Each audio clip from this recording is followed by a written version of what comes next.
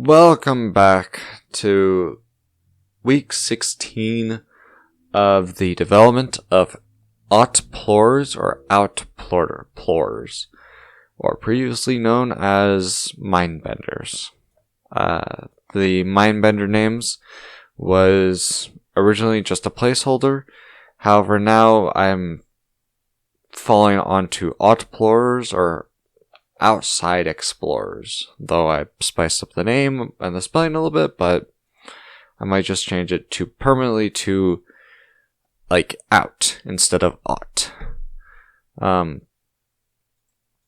The current, or previously last month, I've been going over and designing the entirety of the tree level. It took nearly a month to design anything because I was more or less afraid of making something completely not perfect. However, I soon came to realize that no matter how many iterations I'm going to go through this level, all of them are not going to be perfect. They're all going to have some hitches, they're all going to have some downsides, they're all going to be bad in one way or another. I'm never going to make a perfect level unless I make a level. But even then, that level won't be perfect. It will be literally just the start.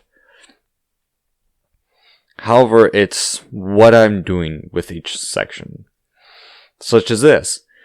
This is teaching fall damage. Yes, you can take fall damage in this game. It doesn't do a lot of fall damage.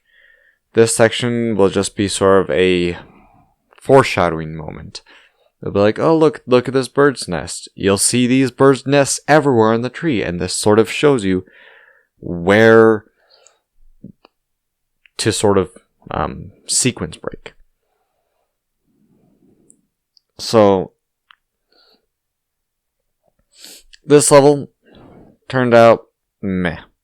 I have nearly everything about it done, or white boxed rather, except for the offshoot paths, such as right here. Oh yeah, this leads to nothing. Well, that's because that's an offshoot path. Oh, well, what's right here? Why is there just a random hole right here? Well, that's supposed to be a puzzle idea. You're coming from up here and being like, oh yes, what is down there? And so on and so forth. You're like, woo, yay. A lot of this map is me literally just throwing everything together. It's like a bunch of cubes you just kind of pick up and take, and you're like, I wonder what would happen if you just kind of blah. So, with all of that combined, I have sort of a basis. I have what will be in this area, like, oh, each place has a name, and each name will come to mean something eventually. Like, alright, when I'm designing the inside of the level, what do I put in here? Something bird related. What do I put in here? Well, it's above the giant caterpillar boss. Probably want to put something foreshadowing that. So, every single one of these areas has sort of a theme and an idea for it. Previously, before this, I had, and yep, that looks about right. I had this, the bird nest, and the box. Oh, and not to forget the poison layer fog. I didn't know where everything was going to be placed. I knew the boss itself was going to be playing around with the poison fog idea because to progress after the boss, you're going to have to go into it, signaling this giant layer is now unlocked. Overall, I was also like, alright, I want a upgrade right there. Well, good. Well, what do you do to get to this optional upgrade? Because it's not required by any means. Why don't we make a puzzle room that's really difficult? Because currently combat sucks. You have no tools for it. After that, I went in and I'm like, alright. Go into each room, I'm like, okay. This room is a 2x2 hole. Play tested it. Was like, holy cow, that's way too small. Made it different. Overall, for this past month, I've made a skeleton. And the skeleton looks god-awful. It looks like someone took a mash of cubes and was like, this is a good idea. And then realized they created a atrocity, so to say. Everything still looks horrible, by the way. I'm using this placeholder texture that I whipped up in about 3 minutes. Looks like someone kind of puked all over everything. But that's fine. It's placeholder art. It's not supposed to be good. So, one of the main things I learned with this is level design is very, very difficult. It requires you to know, understand, and just take the risk that you're not going to make something that looks good. Not even close. You're probably going to put this all together and be like, God, what have I done? Only to realize that it doesn't look so bad. If you just look down, just don't look up. Just look down over here. Like, this is beautiful. It's pure 100% nothing wrong with this. God, that is awful. Yep, well, that's first very straightforward level done. Adding in health upgrades, adding in general just upgrades, adding in possible things, collectibles such as, oh, you've collected the first part to your pistol. You can upgrade it just a tiny bit more. Maybe you want it to shoot in a wider arc. Going more of a Doom Eternal route of your weapons have very specialized upgrades and they make them act almost completely differently. Though I'm not sure if I'm going to keep that or if I'm just going to keep a path and be like, you found an upgrade, your things upgrade slightly more. But I want to make them I want to make the upgrades more meaningful. So, yeah. For the next iteration, I'm going to be taking room by room and being like, alright, this right here, this is not a puzzle room. This is a... Oh god, it crashed.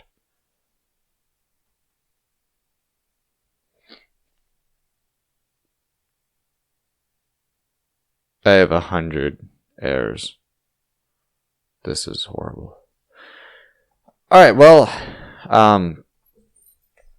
enough of that. Shit, I lost I lost the debugs. Okay, oh god.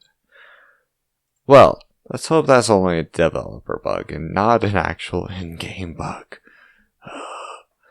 So let's say this room right here. This is not a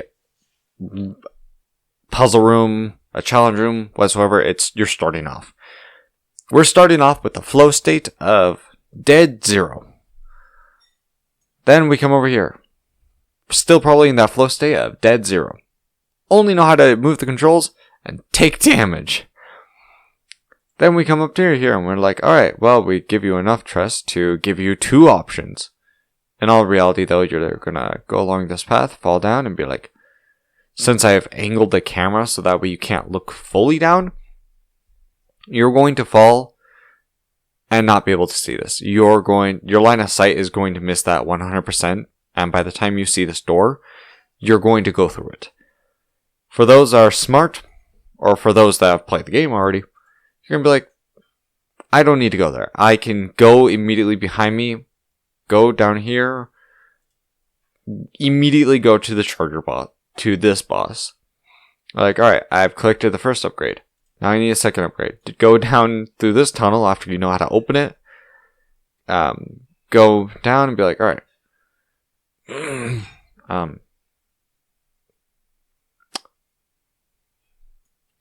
I'm going to make that caterpillar boss beatable without the gun upgrade. It's going to be really, really difficult. But it's going to be possible. And I'm going to hide that even more. Like, I'm going to make this area be like, alright, this right here is a cracked wall. Essentially, a huge secret. It's going to be very hard to find. But if you know how to find it, well, then you can immediately go to the Caterpillar boss and cut this section down into like 5 minutes. But the plan is you go down, or you come in from here, like, oh, look at this. This path will be blocked off due to sprinting. Or it'll be blocked off due to, well, yeah, sprinting challenge, pretty much. Though it's not very, actually, it will show you and you can enter this room, but you won't be able to make it anywhere in this room. Besides going straight. Going down here, you won't be able to do. That's going to be a little bit difficult, but possible. If I just, like, make a death trap and then boost out the walls a little bit more on each side. Yeah, I have room for that. So you come down and you're like, alright, well, I go into here, I can't go anywhere. I die. I go into here. Oh, look at this. I'm able to make progress. Oh, wow, this room is very difficult. Oh, look, upgrade. Da da da da. Go into here and probably get sidetracked. Essentially, getting to where you need to is very easy. It's like one room, you're there. But then there's this massive accumulation of like, okay, flow state. As we go into here, the difficulty goes up. The challenges that you encounter are a little bit greater. Such as if you go immediately from the starting point to the boss, you're going to have a rough time. However, if you go from the starting point, go where I sort of intended all players to go because I'm leading them, by the time you get to the boss, you're like, this is very easy. I've already dealt with several of these enemies that share the same behavior pattern. All I need to do now is just continue on with where it is. And then you'll be backtracking and be like, alright, well, I can't go back up the route that I went. So, instead of going back up the route, I'm able to go straight. Which was sort of teased because it's like, alright, you're down here. You can't go this way because of a sprinting challenge that you get from here. And you can't go back up. So you're locked into getting this. That's one of the only times I make a lock. Then you go in here and you're like, alright, if I want to get back up, I can. Or, there's a door down here that I can immediately go to. So all of this is, to be completely honest, none of this was planned from the start. I just made interesting looking shapes, threw them together, and was like, I have my critical point, the boss right here, the upgrade right there, the upgrade right there, whoops, right there. How do I connect everything? And then I made one central piece, which was the Caterpillar boss, to sort of build everything around. This is going to take a very long time. Unfortunately, it's all very time consuming. Once I know generally what the room is going to be looking like, though, that's when I can get into more detailed models. That's when I can get into more interesting features and not features, but like interesting concepts. So yeah, this is all going to take a very long time, unfortunately. And we have 4 of these levels. I thought I was going to add more levels and be like, oh, level design is easy. No, this is hard. This is very difficult. And by the time I get to the 4th, I'll have enough skill to go back tweak the first level and make it even better. Or just not even touch it. Just be like, nope, this is done. And players will be like, oh, I feel an increase in level quality as I go along. Yeah. So, that's it for the most part for all of this. I hope next month is more productive. I hope next month I can actually start filling in these gaps and filling in what these rooms are. Because honestly, this is insane. I'm debating whether or not I want to make a map system. Seeing how this is, if I try to make something like Metroid Prime, this is too packed to even remotely make something like that. With its density, though, it might be a little bit easier to explore. But that's also just me. I'm the creator. I'm supposed to know where everything's going. Which is why I need playtesters severely. I'll need playtesters for when I make each individual room as a puzzle or as an encounter. I'll need feedback. Next month, I'll have a build of where everyone can start testing out levels and going through an assorted list saying like, here's this room, here's this room, here's like the rooms that as they go in order or the intended order, and see how people sort of handle their flow states. All in all, I'm very proud of this. Unfortunately, it's going to take me a very long time. Sad, yes. Expected, yes. Very much so. I'm hoping other people will join me along the way. Not just to follow, but to help me produce this.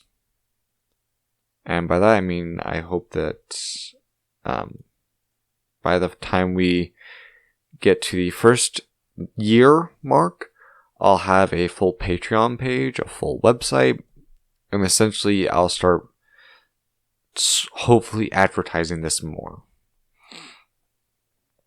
Because I'm planning on this being done in 4 years. And currently we're at the 4-month mark, which means I have 44 months left to go.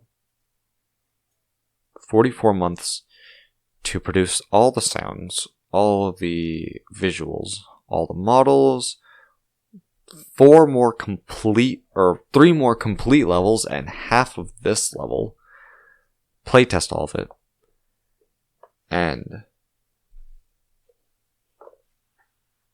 essentially just make an entire game. Yeah. Thank you all for watching. Have a good day.